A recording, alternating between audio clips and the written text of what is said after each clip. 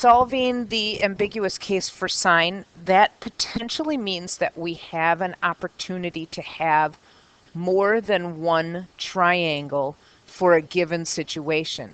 Now we're going to go back in time a little bit into our geometry days, and I'm going to write some things up on the board that might look familiar to you. I'm actually going to try and change my color. It wasn't working earlier today, and it looks like it's not going to work now, so I'll stick with what I have. I'm not going to mess with it too much. Okay, anyways, back in geometry, you heard of things like side, side, side. Does that sound familiar? SSS? And if you were given a side, side, side scenario in the triangle, that would mean that you were given the three sides of the triangle and no angles. And so I just mark them with those little pegs in there because I don't necessarily know that they're all the same measure. So if it has a different number of tick marks, that means that those sides aren't necessarily the same length, or we don't know that they're the same length. Okay, so side, side, side. Another one that you would be given is side, angle, side. And side, angle, side means I'm given two sides and the angle that falls between.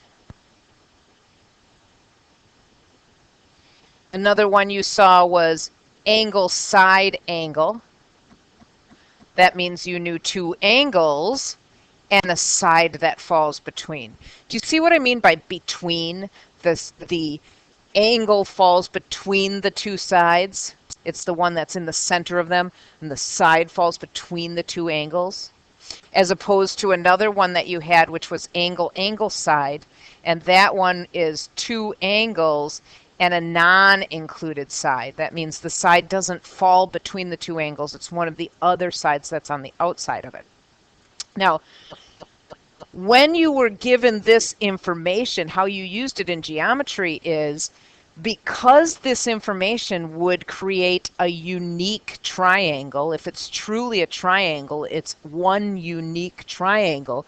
You could prove that triangles were congruent if you had this information matching on both of them. Again, because it creates a unique one triangle.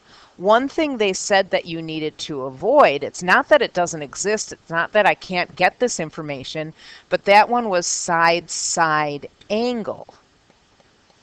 Do you kind of remember that? In fact, I think some teachers joke around and they write it the other way. Ha ha. Big swear words on the board. I'm not going to do that. Okay, I'm not going to go to that level. But if I'm given side, side, angle, the thing with a side, side, angle scenario is it is not necessarily enough to create one unique triangle. So again, these guys over here, if it's truly a triangle, it will be a unique triangle, meaning there's only one triangle that can fit that bill of information. Whereas if I'm given two sides and a non-included angle, I have an ambiguous situation. When I'm solving, I don't necessarily know what kind of triangle it could make. So I'm going to have you guys just watch as I draw, and then you can add the picture because I'm going to show you what the picture looks like or what it can look like. So I'm going to be given some information. This angle, I'll call that angle A just for our purposes today, and a side. And I didn't finish this because I could be given another side over here that creates this triangle. Without adjusting that angle and that side, I could create this other triangle, which actually ends up being an acute triangle. However, I could put a little hinge in this top area here because nobody told me what this upper angle is. I could hinge that side and have it be the same length, exact same length as the other one. But what I've done is create a totally different triangle with the same given information. Does that kind of make sense? Do you see what I'm getting at? So a side-side angle, we couldn't use that for congruent triangles when we were in geometry because we didn't know enough information necessarily about the triangle in order to show that it was a true unique triangle. We needed to get more information. So when we are solving and we come across a situation where it is a side-side angle information given to us, and on top of that, the opposite side is less than the adjacent side. And so which is the opposite side and which is the adjacent side? Well, from the angle, the opposite side is across. And from the angle, the adjacent side is next to it. And we've talked about opposite and adjacent before in terms of like SOHCAHTOA and things like that. So if it's yes, a side-side angle, and if it's yes, the opposite side is less than the adjacent side. And then there's one more thing.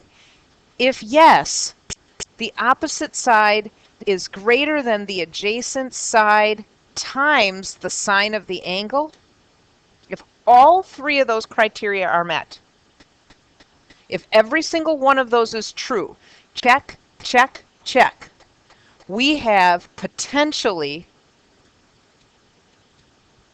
two triangles that can fit the bill for that given information. If it fails at any one of these levels, then it could be one solution. Or in any of these scenarios, I could have a situation where it's not even a triangle at all. Like people could just make up numbers, and the numbers that they make up don't even create a triangle. So potentially two solutions happens in this side-side angle situation. What we're going to be doing is we're going to be solving triangles that give us the side-side angle information, and then we're going to be able to look at them and decide, is this one solution, is this two solutions, or is this all garbage and no solutions can be made out of this? It can't even make a triangle. So before we start to solve, let's spend a little time on what would no solution look like. So no solution.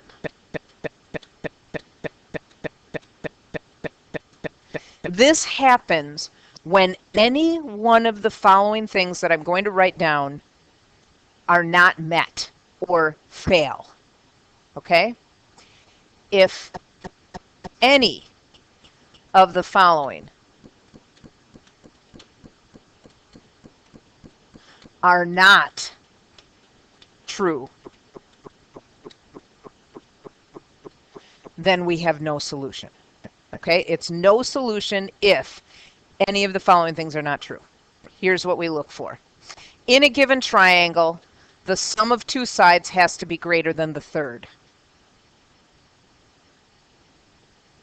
It could be A plus C greater than B. It could be B plus C greater than A, but the sum of two sides always has to be greater than the third. This has to be true for any triangle, okay? If any one of these fail, it's not a triangle. And I'll just kind of discuss what that looks like, all right? So let's say I have a side that measures 2. Let's make it 12 just to make it easier to do the math, okay? And I have another side here that measures 11. Now, let me think. Hold on.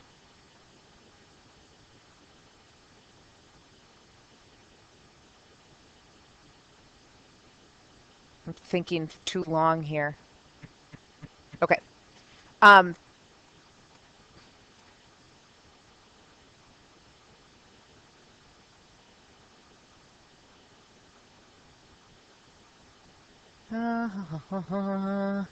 I've got to pause this while I think, sorry. My sides are like 3, 2, and 7. And so what happens is when I open up, like when I make my angle with 3 and 2 here, there's no way that I can create a big enough side that would, does that make sense kind of? That would be able to open up to fit 7. In fact, what would happen is if I stretched these out, it would actually end up falling on top of 7, and it wouldn't even be as long as 7. Okay? Does that, so that's what that's all about. The other scenario is no solutions if any of the following. The longest side has to be opposite the largest angle.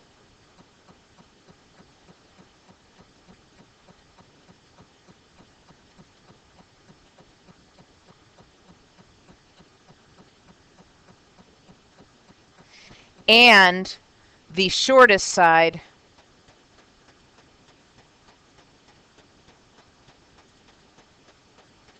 is opposite the smallest angle.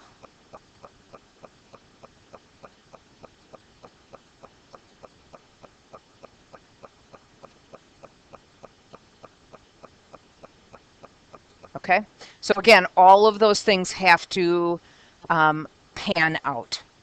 If it fails, and any of the following, or if any of the following are not true, then we have a no solution. So a lot of times when we're solving triangles, we forget to check for no solution. And so if you forget to check for these scenarios, it's okay, because in the solving, it will come up as a domain error or an unsolvable triangle. All right? But we have one solution if it's a unique triangle, 2 potentially solutions if all of this criteria is met, and also no solutions if it fails in one of those required spots to create a triangle. Okay? So let's get to solving.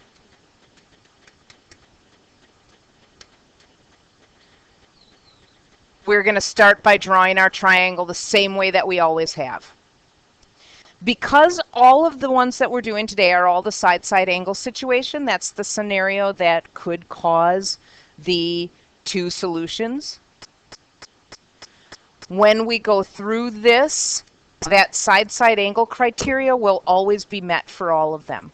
But that's not the case all the time, know that, because you could get any other type of situation. In fact, the 2 that we got at the beginning of class were not side-side angle scenarios. But I'm still going to draw this Q, R, P, fill that in. Opposite, or angle P right here, is 96 degrees. Side P is 24. Side R is 5. And even though the layout of the angle is on the opposite side, it's not in the same place that it was in our original side-side angle picture, it still is a side-side angle. I've got 2 sides and a non-included angle. So once I know that I have a side-side angle situation, I like to label it as opposite and adjacent. Remember, the side opposite the given angle is the opposite side.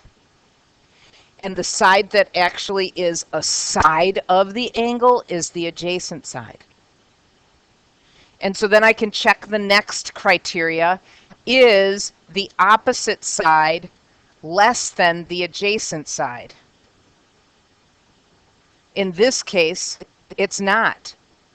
So this is not true, and therefore we fail the potential 2 solutions. So this is 1 or none. I know that's bad grammar. Solutions, 1 or no solutions, 1 or none. And I'll be able to figure out if it's none as I work through and start to find the missing sides if something funky happens. Or if I can go all the way through and solve for all the missing pieces, then I know I have the 1 solution, and the 1 solution is the one that I get. And so this kind of boils down to what you did in your work yesterday. So I need to find all the missing pieces. I need to find angle Q. I need to find side R, and I need to find, angle R and side Q. So those are the three things. I always write down what it is I need, and then I jump in and start solving. Just because I wrote Q first doesn't mean I can find Q first. In fact, it looks like I have to start at angle R because that's what I have information to solve for. So I'll start at angle R, and I do the sine of 96 over 24 is equal to the sine of R over its opposite side, 5. And then it's just a matter of plugging it in your calculator. Remember, this is cross multiplying. And I think you guys are all feeling okay on that. If not, let me know. If I do something and you're not understanding why I did it or how I got it, just let me know. But I'm just going to do 5 times the sine of 96 and then divide that by 24. I'm going to get a decimal, and so I'll do second sine of that decimal answer I got, and I got my angle R to be roughly 12 degrees. Now, it doesn't really say how I'm supposed to round here, so what I'm going to do is I'm going to make my angles whole numbers and my sides to the nearest tenth.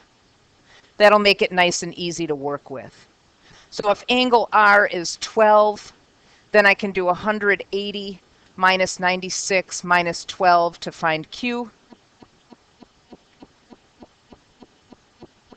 And I got that to be 72 degrees. And then once I find angle Q, I can go in and find side Q. So the sine of 96 over 24 equals the sine of 72 over side Q, and I'll plug again all my information in. I get 24 times the sine of 72 divided by the sine of 96. Always make sure you close your parenthesis. And I got this to be 22.95, so I'll go 23 centimeters.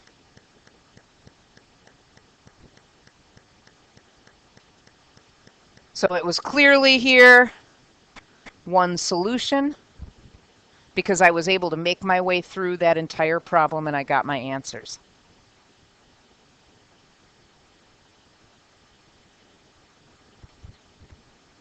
So problem number 2, a similar setup.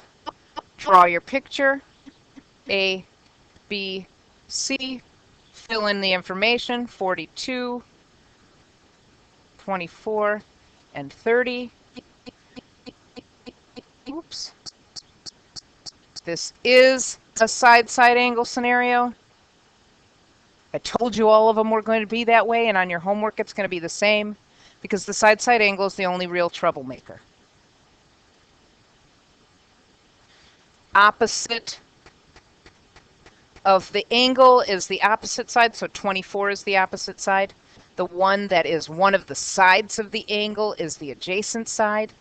Once I have those labeled and figured out, then I can check the last two criteria. Is 24 less than 30? Yep. But is 24 greater than 30 times the sine of 42? Then I'll have to plug that in my calculator. 30 times the sine of 42. A lot of calculator moves in this section. And I got this to be 20.0739, blah, blah, blah, blah, blah. And so, check, it did work.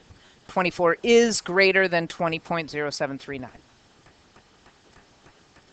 Which means that this is potentially two solutions. Again, I say that potentially because somewhere along the way, things could fall apart. Maybe, yes, all of this criteria was checked off and it worked, but the minute I start to try and solve for it, I find an error because of one of those things at the beginning. The sides aren't working out with the angle measures. But because this is potentially two solutions, I start thinking that this is two solutions, and I'm going to write down my first solution and my second solution.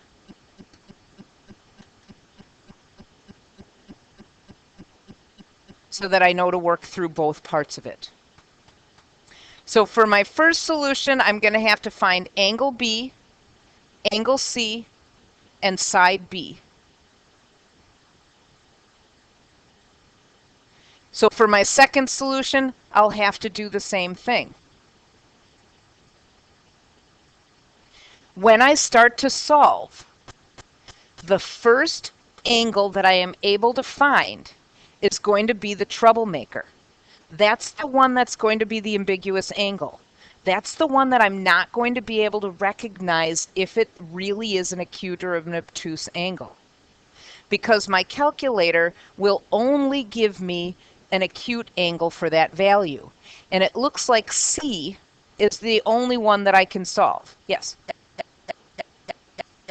They don't, no, because they'll only give you one answer when you do it.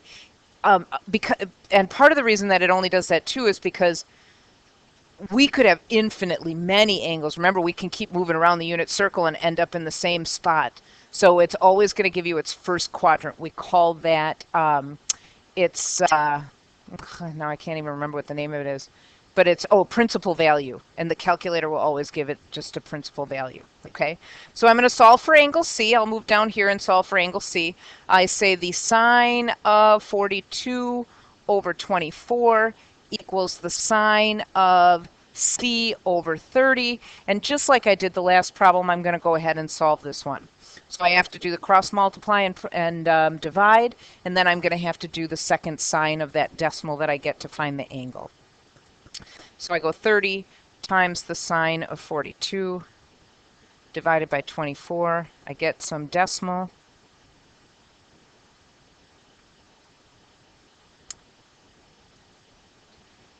I got 0.836, blah, blah, blah. So I do second sign of that answer, transfer it in my calculator, and I get C to be about 57 degrees.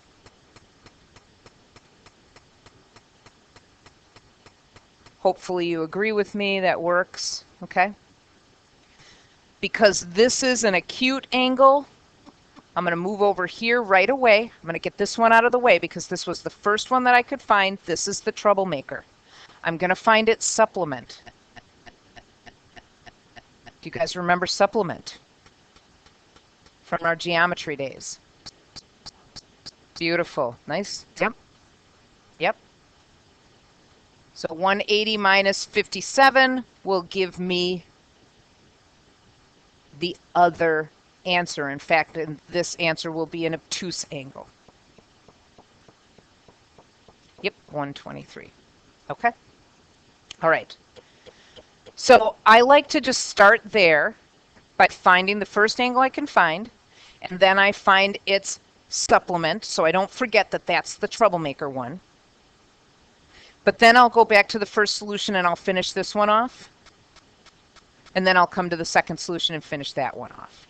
Okay, so here I'm going to find angle B by doing 180 minus the 42 that was given. The 42 is never going to change. That one's a given. And so it's one that we know, minus the 57, and I'll get my angle B if angle C is the 57 acute angle. Then angle B is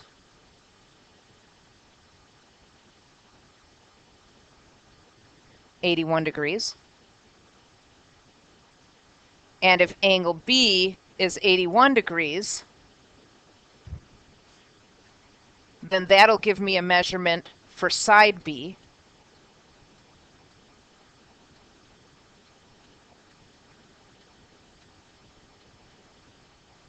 By using the law of sines again.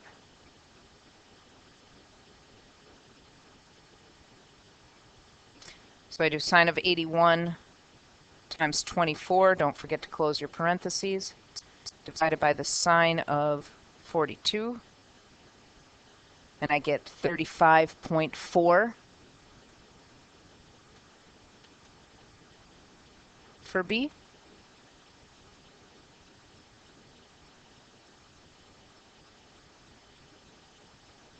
And then I go through, or go back to my second solution and go through that sort of same process again. So if angle C was 57, angle B was 81, side B is 35.4. But if angle B is, or angle C is actually 123, then side B will be 180 minus 42. The 42 doesn't change, but now the new angle will change the size of that angle B. And then because angle B changes its size to a smaller angle now, it's going to make side B a smaller side. So side B is going to change as a result of angle B changing. So 180 minus 42 minus 123, or however you do it. I mean, you guys learn all of this stuff when you're in geometry, so you have your own way to do it. Did you guys get 15 degrees too? Yeah, okay. So then I'll set this up again. The sine of 42 over 24 is going to change the results when I change the sine of angle B to 15. And I can just go through again that same process.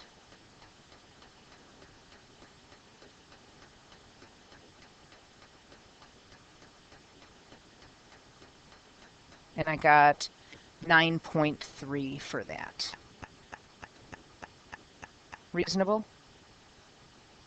Okay, we have like 4 different problems on the back, but I'm only going to go over a no solution scenario so you can kind of see what that one looks like. And then we're going to go over the other 2 solution scenario because the 1 solutions are fairly obvious and so are the no solutions. It's the 2 solutions I think that give people the most trouble. So as we move on to the back, let's do problem number 3. Like I warned you, we're going to do a no solution situation. This is going to be a no solution.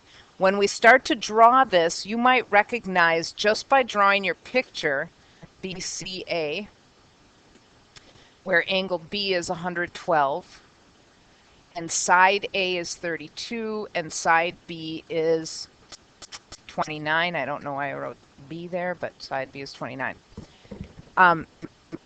Does anybody see the problem right away? Yeah.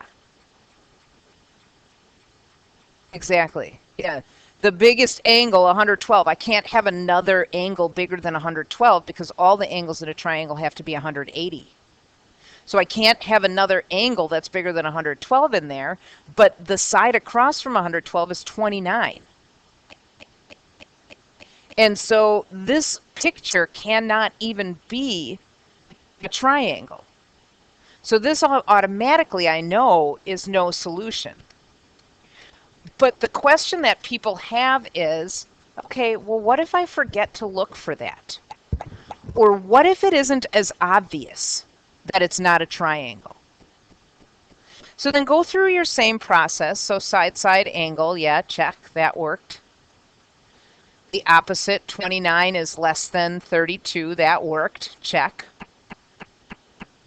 I'll try the next one where I have to check to see is 29 greater than 32 times the sine of 112.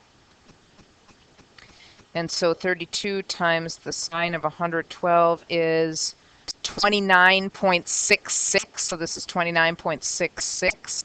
And 29 is not greater than that, so it fails. So it's definitely not 2 solutions. But it could still be 1 or none. So I'll go through and I'll start to pick out all the pieces that I need, just like we've done in the other problems. I need to find angle A, I need to find angle C, and I need to find side C. It looks like angle A is the first thing I can solve for. So I'll set up my information. I do the sine of 112 over 29 equals the sine of angle A over 32. I plug in my calculator, and I get a domain error. What happens is it gives me a value, a decimal number that's greater than 1 that I need to find the sine of. And I can't find the sine of a number that's greater than 1 because sine never goes above 1. Remember, it's locked into the unit circle in terms of its values. And the highest point is positive 1 and the lowest point is negative 1. So I'll get a domain error. So if you miss from the beginning that this couldn't even be a triangle from the start, you can definitely catch it when you're solving. Because at some point down the road, it's going to come out as a no solution. It's an impossible to solve. Okay? So our last problem that we're going to work through is the very last one. I gave us plenty of work here because this is definitely a two-solution problem. So if you're feeling confident, you can kind of go ahead and work through. But as always, we start by drawing our triangle and checking our criteria.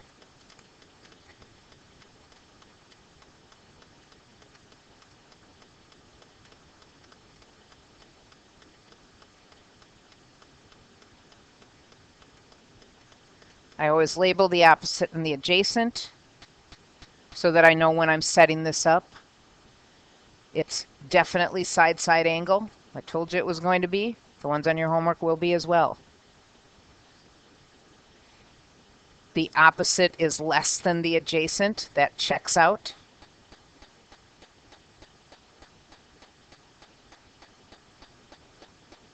The opposite is more than the adjacent times the sine of the angle. And I'll plug it in my calculator.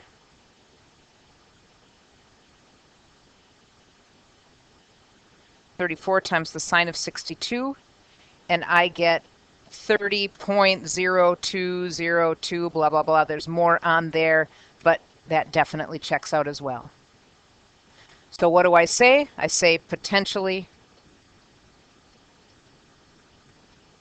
two solutions. I'm going to jump in and start solving like there are two solutions, knowing that I have to find K and P and side P for my first solution, and K and P and side P for my second solution.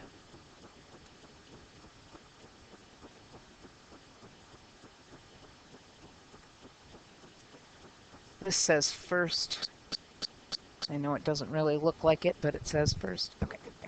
So I am going to again start and figure out what's the first thing that I can find, because the first thing that I can find again is my culprit. That's going to be the troublemaker. And the culprit in this case is K. I can find K. So the sine of 62 over 32 is equal to the sine of K over little k, 34. Go through and solve.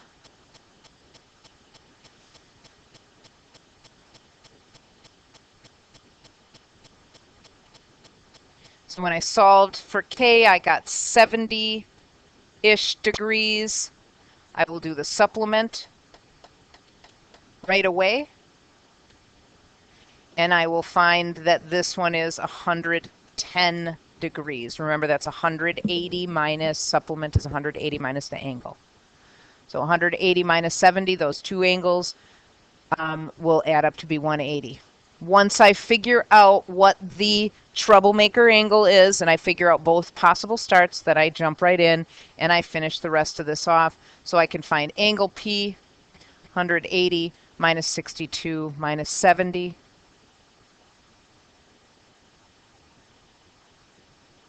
And I get 48. And then I can use that to solve for side P. So the sine of 62 over 32 equals the sine of 48 over P. And then I just plug that stuff in. And I get 26.9 meters. Then I'll go through and do the same process on the other side. So 180 minus 62, that one's going to stay because that's a given. minus the other possible angle measure.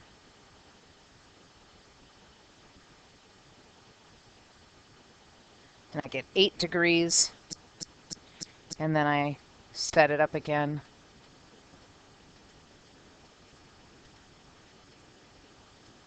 And cross.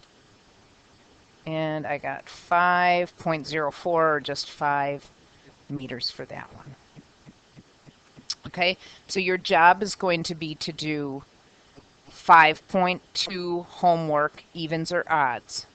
You have one scenario of each in your homework. You'll have one solution, one no solution, and one two solutions. If something else happens, then there's an error and you made a mistake, and just let me know, and then we'll figure it out.